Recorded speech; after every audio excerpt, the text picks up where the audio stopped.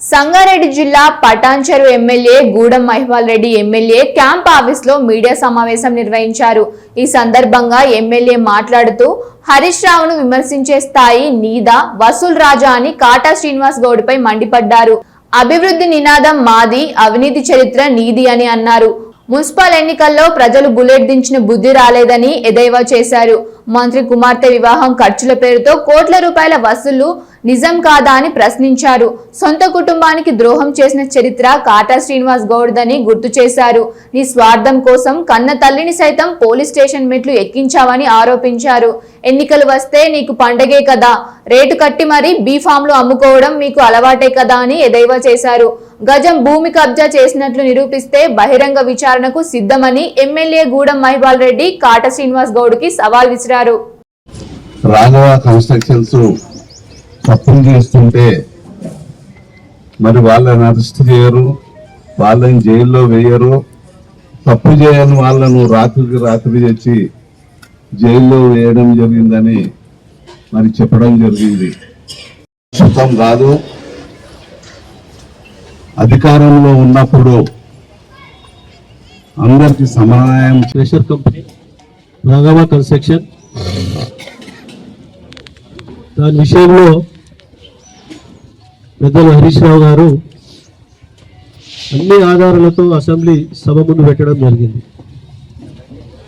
దాంతోపాటు అంత పెద్ద కుంభకోణం జరిగినప్పుడు పటాన్చెరు ఎమ్మెల్యే సోదరుడు మహిపాల్ రెడ్డి గారి మీద ఎటువంటి ఆధారం లేకుండా, ఎటువంటి ఇన్ఫర్మేషన్ లేకుండా రాత్రికి రాత్రి వచ్చి అరెస్ట్ చేసుకొని 30 రోజులు జైల్లో పెట్టిన సంగతి గిట్ట ఆయన లేవనెత్తడం జరిగింది.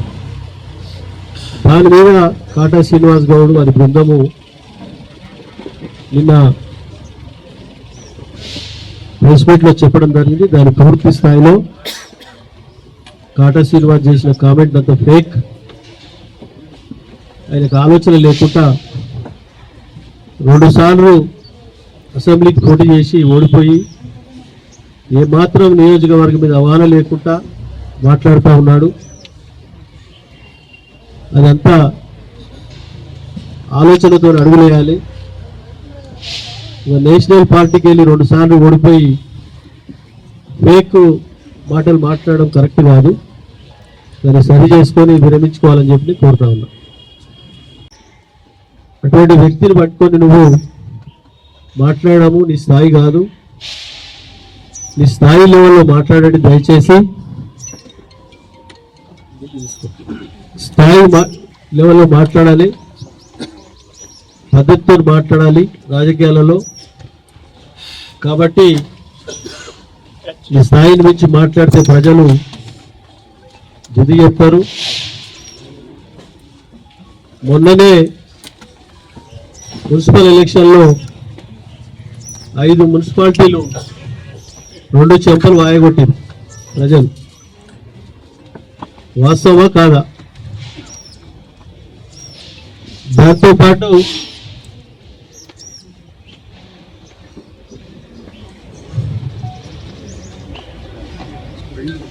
వాళ్ళ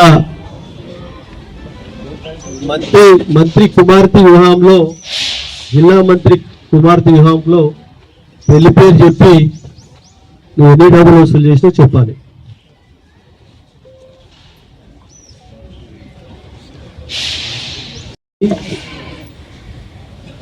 అలాగే దేవాదాయ చైర్మన్లు కానీ ఎలక్షన్స్ వస్తున్నాయంటే పండుగ ఆయన టికెట్లు అమ్మడము, సొంత కార్యకర్తలకు పార్టీకి ఆర్గనైజేషన్ చేసిన వాళ్ళకు ఇనార్మస్ పదవులు ఇస్తారు. వాళ్ళ దగ్గర గిట్ట నువ్వు పైసలు వసూలు చేసిన పెద్ద మనిషిని.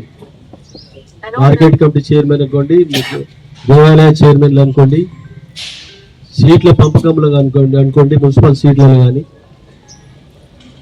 ఆ విధంగా వసూలు చేసిన పెద్ద మనిషి నువ్వు. వేరేల గురించి మాట్లాడే హక్కు నీకు ఎక్కడిది? కాబట్టి ఆలోచన చేసి మాట్లాడాలి.